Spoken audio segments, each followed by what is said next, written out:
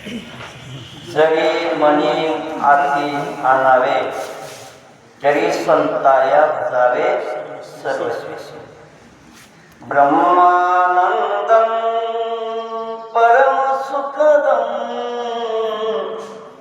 केवलं ज्ञानमूर्तिं द्वन्द्वातीतं गगनसदृशं तत्त्वमस्यादिलक्ष्यम्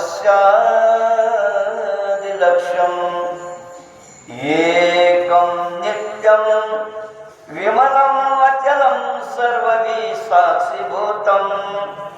भावातीतं त्रिगुणरहितं सद्गुरुं तं नमामि गोपाल कृष्ण भगवान की जय। ते ज्ञान पैगा भरवे जरी मनी आती आणावे तरी संताया बजावे सर्वश्रेष्ठी परब्रह्म परमात्मा भगवान जगदीशाच्या असीम कृपेने तथा सकल संत मायबाप यांच्या कृपा आशीर्वादाने श्री करुणेश्वर भगवान कृपा आशीर्वादी श्री क्षेत्र राजंदा ते पंढरपूर पायदळ दिंडी सोहळा तम निमित्त आजची ही कीर्तन रूपी वाक्पुष्प कंपन्याचा योग प्रवचन रूपी वाक्पुष्प कंपन्याचा योग परम पावन मंगलमय भूमी घोटखेड या गावी आपला हा दुपारचा ठेपा मुक्काम अन्नदाते जे आपल्याला लाभलेले आहे ते म्हणजे हरिभक्तपरायण श्री शहाजी भीमरावजी पवार गोटेगावकर। लक्षात ठेवा, आपण वारी जरूर करून राहिलो, परंतु आपल्या पुण्याच्या या साठ्यामध्ये वाटा अन्नदात्याचा आहे। काही वाजवा अन्नदानात परमदान विद्यादानात महतपरम अनेन शांती क्षणिकं यावत जीवन सुविद्या। अन्नदान आणि ज्ञानदान श्रेष्ठ आहे। ज्यांच्या मातून हे कार्य हे अन्नदान होत आहे त्यांच्या चरणी शतशः प्रणाम। सर्व मायबाप वारकरी यांच्या चरणी प्रणाम। हरिभक्तपरायण गुरुवर्य दिनकररावजी कराळे यांच्या चरणी प्रणाम। या ठिकाणी उपस्थित असणारे आमचे दत्ता महाराज, हरिभक्तपरायण राठोड महाराज, नीलकंठ महाराज, भावी चालक आमचे चंद्रभाऊ कराळे आदी सकलांना नमस्कार। परब्रह्म परमात्मा भगवान जगदीश चराचरात्म व्याप्त चैतन्य शक्ती भक्त वत्सल दीनदयाल करुणानिधान कारण श्री पंडित पांडुरंग परमात्मा मुक्त कैवल्य तेजोमेधी मौली महाविष्णू ज्ञानोपरायण जगद्गुरु तुकाराम महाराज, संत श्री सखाराम महाराज, सद्गुरु श्रीराम महाराज, गुरुवारे भोजने महाराज, गुरुवारे पाटकर महाराज, गुरुवारे पवार महाराज, समर्थ सद्गुरु श्री गजानन महाराज, संत श्री भास्कर महाराज, गौरीशंकर महाराज, गुरुवारे वासुदेवजी महाराज आदी सकल संत महंत आणि भगवंताच्या चरणी नतमस्तक होऊन सेवेकरता घेतलेली जी ओवी आहे माऊली महावैष्णव ज्ञानोबाराया यांच्या ज्ञानेश्वरीतील 4था अध्याय 34वा श्लोक आणि ओवी आहे 64वी ते ज्ञान पैगा भरवे। माऊली महावैष्णव प्रस्तुत ओवीमधून सर्व मानव देहात जन्माले आलेल्या मानवाला उपदेश करतात। तो जो मानव देहात जन्माला तो कोणी देशाचा असो, जगातल्या प्रत्येक मानवाच्या कल्याणाकरता ग्रंथ निर्माण झालेले आहेत। मग तो कोण्याही देशाचा असो, कोण्याही धर्माचा असो, कोण्याही जातीचा असो, कोण्याही पातीचा असो, तो खेड्यातला असो, शहरातला असो की गल्लीतला असो, जो मानव देहात जन्माला आला त्याला एक दिवस मरावं लागते. हा अटल सिद्धांत आहे. 9 भी मर गए, 10 भी मर गए 688, 33 कोटि देवता मर गए परे काल के फांसी. जम का अजब कावे तो क्या जाने ललकावे. इथं देवही राहण्याकरता आले नाही, इथं साधूही राहण्याकरता आले नाहीत. तुम्ही आम्ही बी एक दिवस आपल्याला सगळा गाश्या गुंडाळावं लागते. परंतु जीवन जगत असताना, मानवी जीवन जगत असताना, जीवनाचं मूल्यमापन करत असताना, मानवी जीवन उत्तमोत्तम पातळीवर कसं जाईल, उच्चतम पातळीवर कसं जाईल, यासाठी ग्रंथ प्रपंच ग्रंथाची रचना. कारण मानव देहात जन्माला आलेल्या प्रत्येक माणसाला जीवन कसं जगावं हे कळत नसतं. आपण बऱ्याचदा चुकतो. आपल्याला दुसऱ्याच्या डोळ्यातलं कुसळ दिसते पण स्वतःच्या डोळ्यातलं मुसळ दिसत नाही. आपण दुसऱ्याला दोष देतो पण आपण किती दोषी आहोत हे आपल्याला कळत नाही आणि कसं कर्म करावं कळत नाही. आणि म्हणून संत जन्माला येऊन आपल्याला उपदेश करतात. ते म्हणतात, बाबा जगातलं सगळ्यात बरं म्हणजे सगळ्यात चांगल्यातलं चांगलं, उत्तमातलं उत्तम ज्ञान जर कोणतं असेल तर ते संतांजवळ आहे. जर ते तुम्हाला प्राप्त करायचं असेल तर संताला भजा. जरी मनी हाती आणावे तरी संताया जावे सर्वस्वेसी. महाराज आम्हाला एक प्रश्न विचारायचा आहे. ज्ञान काय फक्त संतांजवळ आहे काय? ज्ञान वेदाजवळ नाही, ज्ञान माणसाजवळ नाही, कुणाजवळ ज्ञान नाही. जगाच्या पाठीवर ज्ञान 4 ठिकाणी आहे. किती? एक माणसाजवळ ज्ञान आहे, ईश्वराजवळ ज्ञान आहे, वेदाजवळ ज्ञान आहे आणि तिसरं संतांजवळ ज्ञान आहे. मग संतांजवळच ज्ञान का घ्यावं लागते? का घ्यावं लागते याचं कारण आहे. बाकीच्या ज्ञानामध्ये भेद आहे. वेदासारखं ज्ञान जगात कुठंच नाही. नाही श्रुती परोती माऊली जगा. माऊली ज्ञानोबा राय म्हणतात, जगामध्ये सगळ्यात श्रेष्ठ ज्ञान जर कुणापाशी असेल तर वेदापाशी आहे. मग वेदाचा जय जयकार आणि वेदा ज्ञानेश्वरीमध्ये का म्हटलं नाही की हे ज्ञान तुम्ही वेदाकडून घ्या? काय याचा अर्थ आहे ते कुठं तरी कमी पडलं. कुठं पडलं कमी? वेद अनंत बोलिला, अनंत बोलला महाराज. वेदा नाही श्रुती पडती माऊली जगा. पण एक आहे ते ज्ञान शूद्र आणि स्त्रियांना सांगितलेलं नाही. त्याने घेऊ नये. वेद तो कृपण राहला ती वर्णाच्या कानी लागला. वेद कृपण झालेला आहे, त्याने सगळ्याला ज्ञान दिलं नाही म्हणून वेद कमी पडला. माणसाजवळ बी ज्ञान आहे, माणसाजवळ ज्ञान आहे पण भेदयुक्त ज्ञान आहे. बाजारातून जर बाप आला, शेजाऱ्याचा मुलगा आपल्या मुलासोबत खेळत असला, काय म्हणते त्याने, जाय बाबू जाय. त्या मायानं घरी बोलावलं, त्या मायानं. कारण याचा अर्थ असा, याने भागतो, याने भेद आहे ना.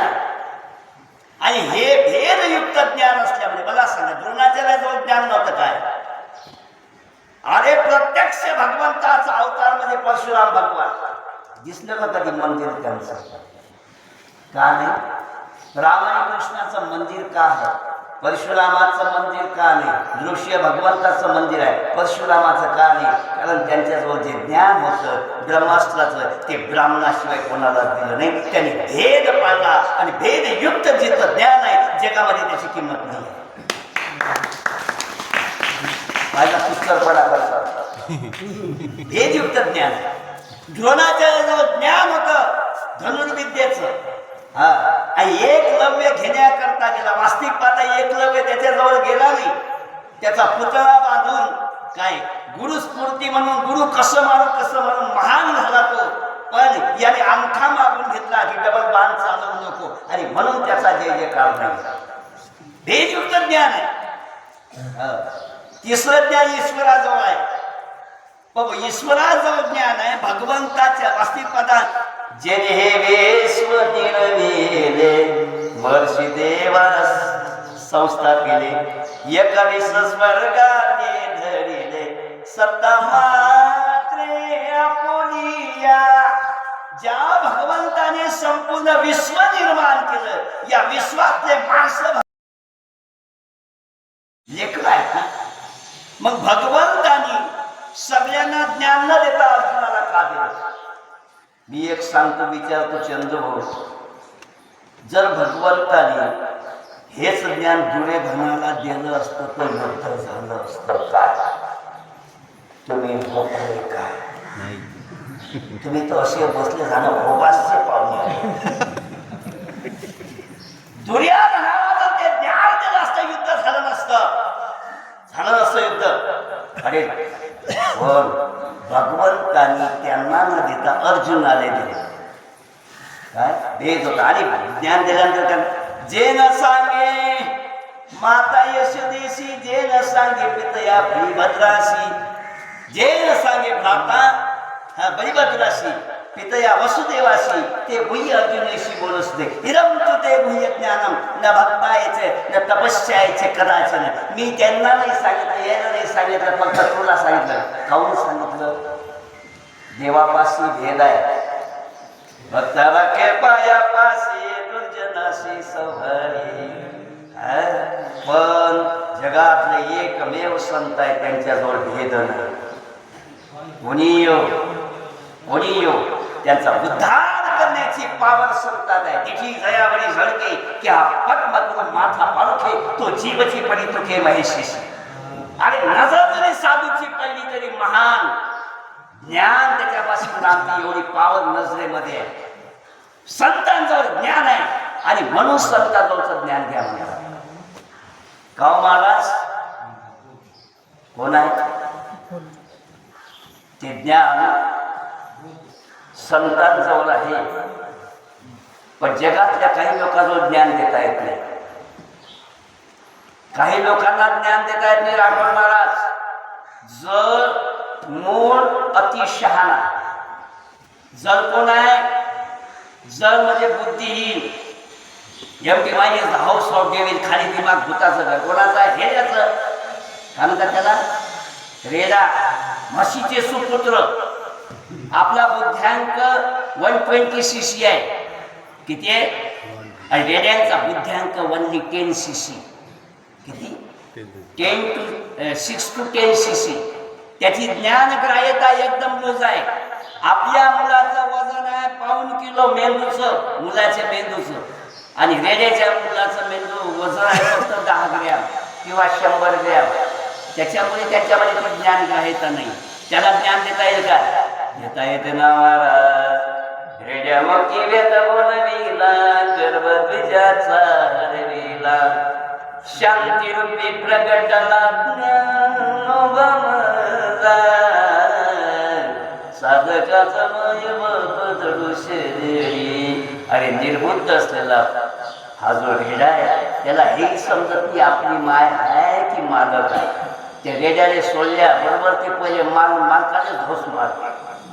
10 म्हशी जर उभ्या असल्या ना, काय हे प्रत्येक जवळ जाते. काशीला लागल्यानंतर लाभ खाते, रॉंग नंबर.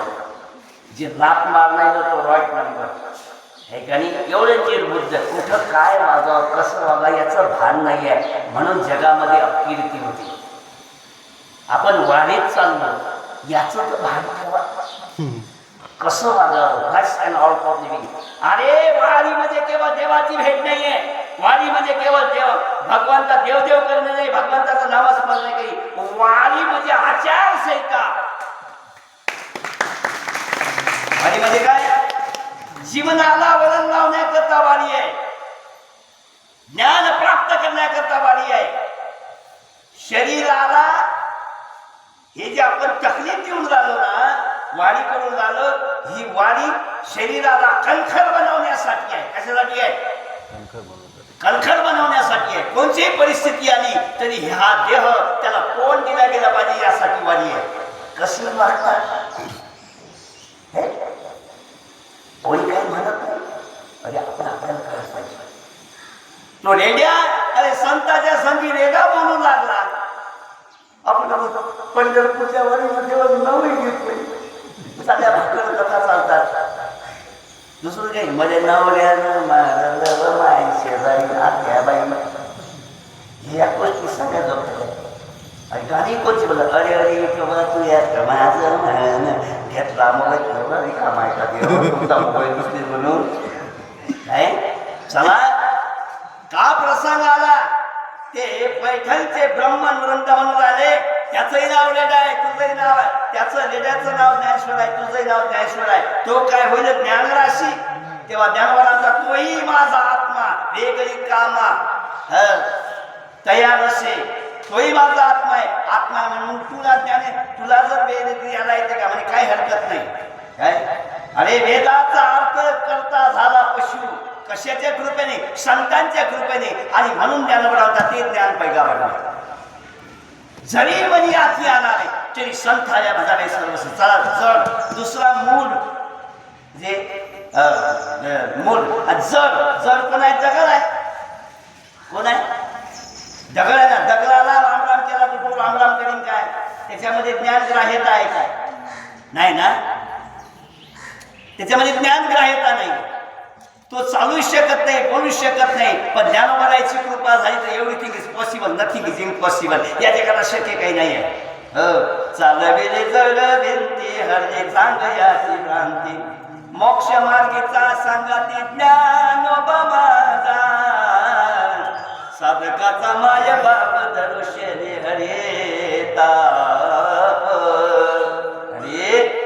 माऊली वैष्णव ज्ञानोबारायाच्या भेटी करतात. 1400 वर्ष तपश्चर्या करणारे महान तपस्वी महान योगी 14 काळाला जिंकणारे चांगदेव मला जेव्हा भेटी करता आले. ज्ञानोबारायाला समोर जायचं होतं. मुक्ताबाई म्हणते ज्ञाना दादा आज सांगत वाघावर बसून आला तू काच्यावर जात. ज्ञानोबा म्हणतो आपण बसलो काच्यावर. कशावर बसलो म्हणे भिंतीवर. मग भिंतीला चालायला म्हणे चालवलं दादा. भिंत चालते काय. तिला ज्ञान ग्राह्यता आहे काय. तिला चाका आहे का. तिला मशीन आहे काय. नाही. पण माझ्या ज्ञानोबरायची कृपा चालविली जडभिंती हरली सांग याची. मोक्ष मार्गीचा सांगाती ज्ञानोबा माझा. आणि तिसरी जे आहे याला ज्ञान देऊन भिंतीला चालवायला लावलं. जडाला दिलं, मूढाला दिलं. आणि तिसरे जे आहे अतिशहाणे म्हणजे ज्ञानी आहे पण भुकेल आहे. शिकेल तेवढे असं असतं. ते असं असते कारण शिकेल तेवढे भुकेल असतात. पंढरपूरले 4-5 शिकलेले लोक गेले. आणि कधीकडे मंदिर आहे. यांची रेल्वे 2:30 वाजता आहे. 10 वाजले. दर्शन करून यायचं आहे त्यांना. तो नावाल्याला म्हणून राहिला आम्हाला नाव कधीकडे घेऊन जाय म्हणे. भाऊ नदीला पूर आलेला आहे. 1 घंटा थांब पूर उतर दे मग घेऊन जातो म्हणे. पैशापुरती गोष्ट कर काय. ठीक आहे. तो आणि 500-500 रुपये घेतले. 500-500 रुपये निघाले नालीनं. आता पूर अचानक असल्यामुळे नाव चालवणं जड जायचं. पण हे मुकड्याला बसत नव्हते. शिकेल तेवढे काय म्हणा अरे तुझं नाव काय म्हणे गमता. हे काय नाव ठेवलं म्हणा. चड्डी ठेवा, बनियान ठेवा, सोना ठेवा, धोरा ठेवा, असं काही नाव ठेवा. तो किती शिकला म्हणे मॅट्रिक पास. अरे म्हणे आम्ही MA M.Com B.Com PhD व्हायलो. तुझं सगळं जीवन व्यर्थ गेलं. पगार किती भेटते किती कमावतो म्हणे 500-700 हजार रुपये दे म्हणे. फुकट गेलं तुझं जीवन. अरे आम्हाला 1 लाख पगार आहे. टेबला खालून घेतो ते वेगळे. घर म्हणे मोदीनं घर दिलं आता भेटीन. हे म्हणे आमचे 2-2 मकान आहे. आता तेवढ्यात काय झालं दिशा भरला तो.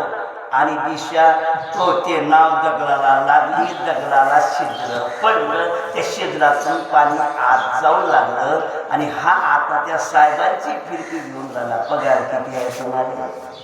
आणि 1 लाख. मकान किती आहे 2-3 बांधले असं मकानी आहे. बरोबर आहे. शिक्षण किती आहे MA M.Com. मी एवढी शिकले. पोहणं शिकले का पोहणं म्हणजे नाही. मग तुमचं सगळं डुबलं. मकाने डुबले तुम्ही डुबले. तो म्हणे you bloody fool nonsense bastard what do you understand more yourself काय समजतो स्वतःला म्हणे बोंबलू नका तुमच्यामुळे दिशा चुकली आणि नावेले छिद्र पडलं अजूनही वाचवतो फक्त मुकाट्यानं मुका बसा मग त्यातलं एक शहाणं म्हणे या छिद्रातून आत येणारं पाणी बाहेर काढण्यासाठी दुसरं छिद्र पाड याने मग शिकेल तेवढे मग ज्ञान नव्हतं काय पुस्तकी ज्ञान होतं तसं पैठणच्या ब्रह्मग्रंथा जो ज्ञान होतं पण पुस्तकी ज्ञान होतं कोणतं ज्ञान होतं पुस्तकी ज्ञान होतं रेड्याने बोलवायला काय हरकत नाही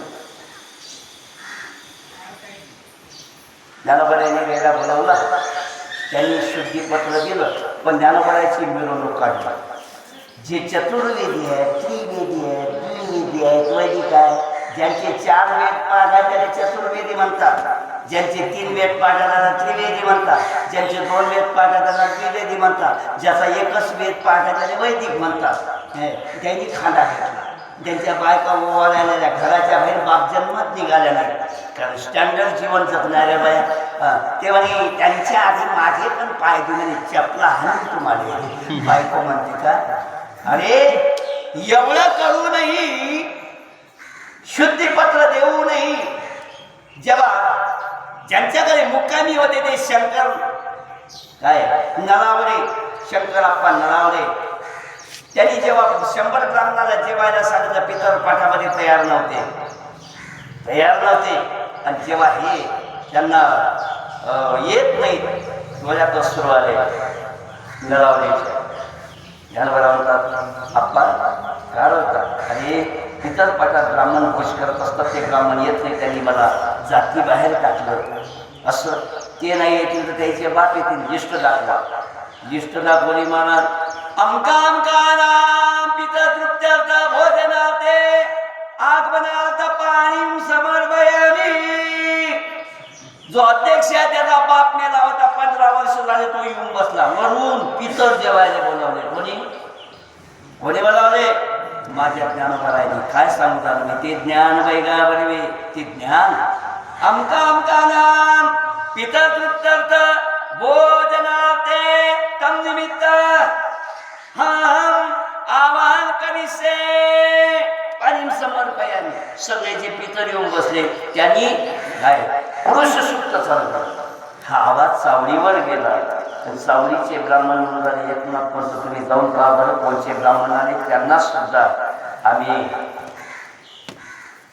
जाती बाहेर टाकल्या हे गेलं याचा बापच बसेल होता तो बाप 10 वर्षापूर्वी मेला होता तो घरी नाही गेला तो कुठे गेला जे सावळीवर गेला डायरेक्ट घरी गेला म्हणजे मावा बाबा लाव कुकू म्हणजे मेला बाप मेला ना कुकू लावतं काय म्हणायला समान नाही बाबा आले त्या बाईनं घरी कुकू लावलं चालली गेली नवऱ्याने पाहायला 10 वर्षाच्या पूर्वी मेलेल्या नवऱ्याला पाहायला गेले एक जण पाहायला गेला गंगाराम पण त्याचा काका दिसला तो काकूच्या घरी गेला काकू लाव काकू गेली पण एक शेजारच्या बाईनं ऐकलं म्हणजे का रे तुला पण आमंत्रण नाही तुझा बाप म्हणून 20 वर्ष झालं जेव्हा बाप केला होता तेव्हा तो पोटात होता चला पण तुझ्या बापाने गेले दरवाजे लावले पण खिळ्याच्या फटीतून पाहिलं खिडक्यांच्या फटीतून पाहिलं डाव्या क्रमांकावर याचा बाप बसला होता तिने खिडकी लोटीन आवाज दिला अहो अमोलचे पप्पा अहो तुमचा मुलगा तुम्ही मेले होते तेव्हा हा पोटात होता हो तो विचारते बाबू ते पाय बाबा त्यासारखेच दिसतात की बापाच्या मुलात पहा त्यांनी आशीर्वाद मला तुम्हीच सांगा जगातलं सगळं सुख तुम्हाला भेटेल जगात सुख मेलेले मायबाप पुन्हा दिसतील काय पुन्हा दिसतील गेलेले पित्र पुन्हा दिसतील काय पण माझे ज्ञानोबा यांनी मेलेले पित्र वापस आणले जीवन तृप्त करून पाठवून दिले काय अतिशहाणे मनाने पप्पा नमस्तभ्यम चुप बसा वेदाचा अर्थ काय काय प्राज्ञानम ब्रह्म, प्राज्ञा हेच ब्रह्म आहे, जीव हाच ब्रह्म आहे. अहम ब्रह्मास्मी, तुम्हीच देवा. आत्मान ब्रह्म, आत्मा हाच देव आहे. तत्वमसी ते तू आहे, जे विश्वव्यापक परमात्मा आहे ते आपण हे तत्व वेदांनी सांगितलं. या कर्मठांनी, या ज्ञानी लोकांनी भेद पाडला म्हणून त्याचा जय जयकार नाही. जय जयकार माझ्या ज्ञानोबाचा, जय जयकार माझ्या तुकोबाचा, जय जयकार माझ्या संतांचा, ज्यांनी संपूर्ण जगातल्या जेवढ्या जातीपाती असतील सगळ्यांना त्यांनी आपल्यामध्ये सामावलं, ईश्वरांची मादी निर्माण केली म्हणून ते ज्ञान पैगावर. जरी मनियात येणारे तरी संता या हजारे सर्वस्पेशी. मग केवळ माणसासाठीच दिलं का? माणसासाठीच. कारण इतरांना ज्ञान ग्राह्यता भगवंताच्या कृपेने भेटली. मला सांगा, कधी बैल पंढर बोलले गेले काय? कधी मसाल्यानं उपवास झोपले काय? उपवास धरला काय? नाही ना. त्यांच्यामध्ये ज्ञान आहे. पण ते आणि तुमच्या आमच्या जवळचं ज्ञान व्यवहारी आहे. ज्ञान दोन प्रकारचे आहेत, एक व्यवहारिक ज्ञान, एक पारमार्थिक ज्ञान. आणि संतांजवळ पारमार्थिक ज्ञान आहे, तुमच्याजवळ व्यवहारिक ज्ञान असल्यामुळे तुम्हाला उपदेश करतात. तुम्ही व्यवहारिक ज्ञान सोडून पारमार्थिक चांगलं बरोबर हे ज्ञान प्राप्त करा. संताला भजून, संताला शरण जाऊन ते ज्ञान जर तुम्ही भेटलं तर तुम्ही मोक्षाचे अधिकारी व्हाल. बाकीचे हेच मग तुम्हाला सांग, आमच्याजवळ इंजिनिअरिंगचं ज्ञान नाही का, डॉक्टरकीचं ज्ञान नाही का? हे ज्ञान पोटभरे ज्ञान आहे. कोणतं ज्ञान? हे पोटभरे ज्ञान आहे. वकील डोळे फोडते, हो अभ्यास करू करू, पण शेवटी धंदे काळेच करतात. कारण पोट कसा असते काळा, पॅन्ट कसा असते काळा, आणि धंदे कोणते असतात काळे. एक नंबर खोटे धंदे. दोघं भाऊ 25-25 एकर शेती वाटून घेतली, भांडणं झाले कुत्रीसाठी. चंद्रभाऊ काय झालं? ते कुत्री माले बाजी, हा म्हणे कुत्री माली बाजी. शेवटी दोघांनी विवाद सुरला. एक समोरचं मुंडका आणि पाय माझं मोठ्याचं, आणि मागची शेपटी आणि 2 पाय लायण्याचं. आता कुत्री एका ठिकाणी सांगितलं, दुसऱ्या गल्लीत गेली. ते गाणे थांबते आणि दुसऱ्या गल्लीत कुत्री गेली की बाकीचे कुत्रे राम राम श्याम श्याम करता, या बळी आले राम राम. नाही जात भय असली का नाही, जखमी करून टाकली, लहान्यानं बँडेज करून आणली. थंडीचे दिवस, मस्त ताप केलेला आहे. आणि दोघं जण बोलत बसले का, तुला किती झाला कापूस? म्हणे 25 क्विंटल. तुले रे म्हणे 15 क्विंटल. अरे कमी कमी झाला रे, दोघांची शेती चांगली आहे. म्हणे मला सोयाबीन केलं होतं, सोयाबीन म्हणे चांगलं झालं. यातलं त्यात बजेट बसला. बोलता बोलता उठून गेले. ताप कसाच झाला, कुत्री तर ती झोपली, आणि कुत्रीनं पाय लांबवला झोपेत. तो बँडेजचा पाय गेला तापात, आणि तिने चटका लागला, बँडेज पेटले. ते कॅन कॅन कॅन कॅन करत मोठ्याच्या कापसाच्या गंजीवर जाऊन बसलं. गंजी पेटली. तिथून उठली, लाईनीच्या गंजीवर जाऊन बसली. याचा 25 क्विंटलचा कापूस, त्याचा 15 क्विंटलचा कापूस खात जळून. कारण एकच कापूस पेटल्यावर विजत नाही. मग तोने माझे पैसे भरून दे, नाही तुम्ही कोर्टात जातो. दादा मी सांगितलं का त्या कुत्रीले, अरे पाय कोणाच्या हिश्यावर आहे म्हणे माझ्या, मग ते पैसे तुले भरावे लागतील. नाही ना म्हणे भाऊ, तिला सांगितलं काय मी जाय म्हणून? नाही ते भरावंच लागतील तुले. गेला कोर्टात मोठा. यानेही वकील ठेवला, त्यानेही वकील ठेवला. त्यानं सांगितलं या कुत्रीचे पाय, मागचे पाय लहान्याचे असल्यामुळे, त्या बँडेजमुळे, कापूस पेटल्यामुळे मोठ्याचे पैसे लहान्याने द्यावे. बरोबर युक्तिवाद मांडला वकिलाने. याचा वकील उठला अटेन्शनमध्ये. बरोबर आहे, कुत्रीचे मागचे पाय हे लहान्याच्या हिश्यावर आहेत, आणि त्या पायाला बँडेज होतं, ते पेटल्यामुळे काय त्यांचा कापूस पेटला. हो, हे सगळं बरोबर आहे. पण मागच्या पायाने कापसाच्या गंजीवर नेलं कोण?